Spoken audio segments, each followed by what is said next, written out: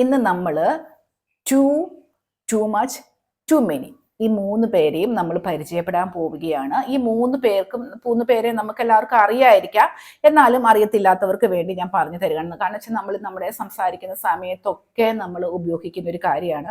ഇനിയും ഇതിനകത്ത് ആർക്കെങ്കിലും മനസ്സിലാകാത്തതുണ്ട് എങ്കിൽ ഇന്നത്തെ ക്ലാസ്സോട് കൂടി നമ്മുടെ ടു മച്ച് ടു മെനി മൂന്ന് പേരെ കുറിച്ച് നമുക്കിനി സംശയങ്ങൾ ഉണ്ടാകില്ല. ഓക്കെ, അപ്പൊ നമുക്കിന്ന് ക്ലാസ്സിലോട്ട് പോകാം. ടു എന്ന് പറയുന്നത് ടു വി കഴിഞ്ഞാൽ പിന്നെ നമ്മൾ ചേർക്കുന്നത് ഒന്നെങ്കിൽ അഡ്ജക്റ്റീവ് ആയിരിക്കാം, അല്ലെങ്കിൽ ആഡ്വേർബ് ആയിരിക്കാം. അഡ്ജക്റ്റീവ് എന്താണെന്നും ആഡ്വേർബ് എന്താണെന്നും ഇനി അറിയത്തില്ലാത്തവർക്ക് ഇവിടെ ഞാനിപ്പോൾ ലിങ്ക് കൊടുക്കുന്നുണ്ട്. നിങ്ങൾ ആ ലിങ്കിൽ ക്ലിക്ക് ചെയ്തിട്ട് അഡ്ജക്റ്റീവ് എന്താണെന്നും ആഡ്വേർബ് എന്താണെന്നും പഠിച്ചു വെക്കണം. അഡ്ജക്റ്റീവ് നൗണിനെ വിശേഷിപ്പിക്കുന്നത്, ആഡ്വേർബ് വേർബിനെ വിശേഷിപ്പിക്കുന്നതൊക്കെയാണെന്ന് പറഞ്ഞ് ക്ലാസ് എടുത്തിട്ടുണ്ട്. അതൊന്ന് പഠിക്കണം. അപ്പോൾ ടു കഴിഞ്ഞാൽ അഡ്ജക്റ്റീവോ ആഡ്വേർബോ ആയിരിക്കും വരിക. പിന്നെ നമുക്ക് സെന്റൻസിലോട്ട് കിടക്കാം. ഷീ ഈസ് ഡ്രൈവിംഗ്, അവൾ ഡ്രൈവ് ചെയ്യാണ്. എങ്ങനെയാണ്? ടു ഫാസ്റ്റ്, ഭയങ്കര വേഗത്തിലാണ് അവൾ ഡ്രൈവ് ചെയ്യുന്നത്. അതായത് ടു ഫാസ്റ്റ് എന്ന് പറഞ്ഞാൽ ഭയങ്കര വേഗത്തിൽ, അതെന്താ? ആവശ്യത്തിൽ കൂടുതലുള്ള വേഗത്തിൽ. അത് നെഗറ്റീവ് സെന്റൻസ് ആണ്. എല്ലാത്തിനും ഒരു മിതത്വം ഉണ്ടല്ലോ, അതിനപ്പുറത്തോട്ടാകുന്നതാണ് ടു ഫാസ്റ്റ്. ഇനി എന്താണ്? ഷീ ഈസ് സ്പീക്കിംഗ്, അവൾ സംസാരിക്കുന്നത് എങ്ങനെയാണ്? Too quickly. എൻ്റെ ഓൺലൈൻ ക്ലാസ്സുകളൊക്കെ കേൾക്കുമ്പോൾ, ഓൺലൈൻ ക്ലാസ്സിൽ അറ്റൻഡ് ചെയ്യുന്ന എൻ്റെ കൂടെയുള്ളവർ പറയും, ഞാൻ ഭയങ്കര സ്പീഡിലാണ് സംസാരിക്കുന്നത്. എങ്ങനെയാണ്? Too quickly. അപ്പൊ മറ്റുള്ളവർക്ക് അത് മനസ്സിലാക്കാൻ പറ്റില്ല. അതുകൊണ്ടാണ് പറയുന്നത് നെഗറ്റീവ് ആണ് എന്ന്, അല്ലെ? ടു ക്വിക്ലി എന്ന് ഭയങ്കര സ്പീഡിലാണ്. ഒരു സ്പീഡുണ്ട് സംസാരിക്കാൻ, അതിനപ്പുറത്തോട്ടുള്ള ഒരു സ്പീഡിലാണ് സംസാരിക്കുന്നത്. Too quickly. ഇനി അതുപോലെ തന്നെ എന്ന് പറയാം, my bag is too heavy. എൻ്റെ ബാഗ് എന്താണ്? ഭയങ്കര വെയിറ്റ് കൂടുതലാണ്, അതുകൊണ്ട് എനിക്കത് എടുത്തുകൊണ്ട് പോകാൻ പറ്റത്തില്ല. My bag is too heavy, ഭയങ്കര വെയിറ്റ് ആണ്, ഹെവിയാണ്, ലോഡ് കൂടുതലാണ്, എനിക്ക് എടുത്തുകൊണ്ട് പോകാൻ പറ്റത്തില്ല. My exam was too tough. എൻ്റെ പരീക്ഷ എങ്ങനെയായിരുന്നു? എങ്ങനെയായിരുന്നു? ടു ടഫ്, ഭയങ്കര ബുദ്ധിമുട്ടായിരുന്നു.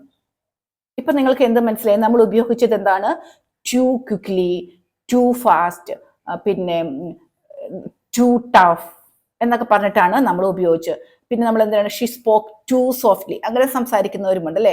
ഷീ സ്പോക്ക് ടു സോഫ്റ്റ്ലി, ഭയങ്കര സോഫ്റ്റ് ആയിട്ട്. നമുക്കിങ്ങനെ കേട്ട് നിന്ന് അല്ലെങ്കിൽ നമുക്കൊരു ചില സമയം മടുപ്പ് തോന്നും, ഇച്ചിരിയും കൂടി ഒന്ന് സ്പീഡിൽ സംസാരിച്ചിരുന്നെങ്കിൽ എന്ന് നമ്മൾ ചിന്തിക്കും, അല്ലെ?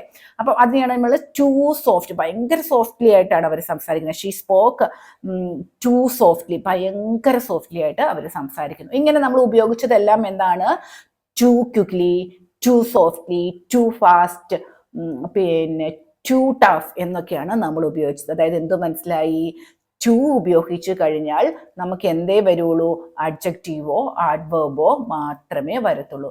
ടു എന്ന് പറഞ്ഞാൽ കൂടുതലായിട്ട്, അത് നെഗറ്റീവ് ആണെന്ന് പറഞ്ഞു. അതായത് വേണ്ടതിലധികം, നമുക്ക് വേണ്ടതിലധികമുള്ള സാഹചര്യത്തിലാണ് നമ്മൾ എന്ത് ഉപയോഗിക്കുന്നത്? ടു ഉപയോഗിക്കുന്നത്. ടു ഉപയോഗിച്ചു കഴിഞ്ഞാൽ അഡ്ജക്റ്റീവും ആഡ്വേർബുമാണ് വരുന്നത്. ഇനി അതേപോലെ തന്നെ നമ്മൾ എപ്പോഴും ഉപയോഗിക്കുന്നതാണ് ടു മച്ച്, അല്ലെങ്കിൽ ടു മച്ചും പിന്നെ എന്താണ്? ടു മെനിയും.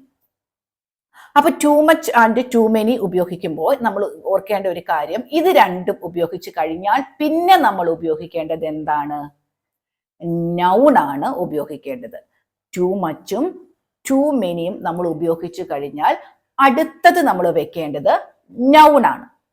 അപ്പൊ ഞാൻ പറയാണ്, എനിക്ക് കുറെ പേനയുണ്ട്.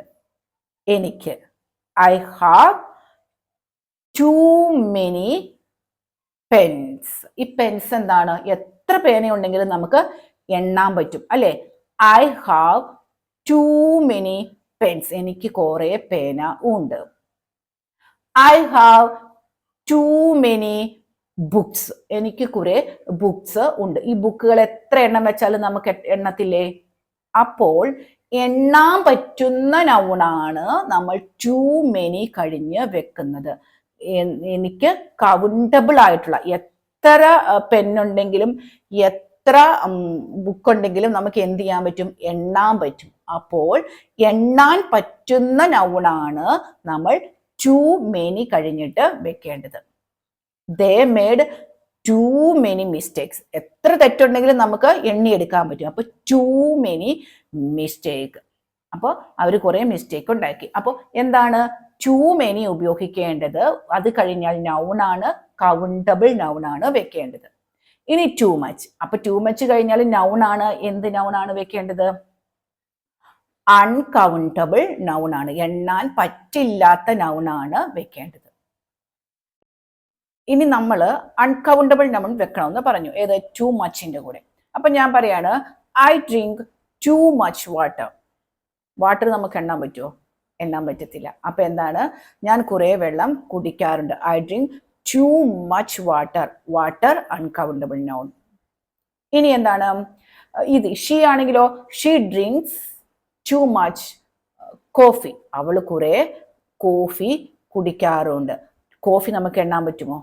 എണ്ണാൻ പറ്റത്തില്ല. അങ്ങനെ എണ്ണാൻ പറ്റത്തില്ലാത്ത നൗണാണ് നമ്മൾ എന്ത് കൊടുക്കേണ്ടത്? ടു മച്ച് കഴിഞ്ഞാൽ കൊടുക്കേണ്ടത്. അപ്പൊ നിങ്ങൾക്ക് ഇന്നത്തെ ക്ലാസ്സുകളെല്ലാം മനസ്സിലായല്ലോ. ടു എന്ന് പറഞ്ഞാൽ ആവശ്യത്തിലധികം, വളരെ കൂടുതൽ. ടു മെനി എന്ന് പറഞ്ഞാൽ എണ്ണാൻ പറ്റുന്ന നൗൺ ടു മെനിക്ക് ശേഷം കൊടുക്കുക. ടു മച്ച് എന്ന് പറഞ്ഞാൽ അൺകൗണ്ടബിൾ നൗൺ ടു മച്ചിന് ശേഷവും കൊടുക്കുക.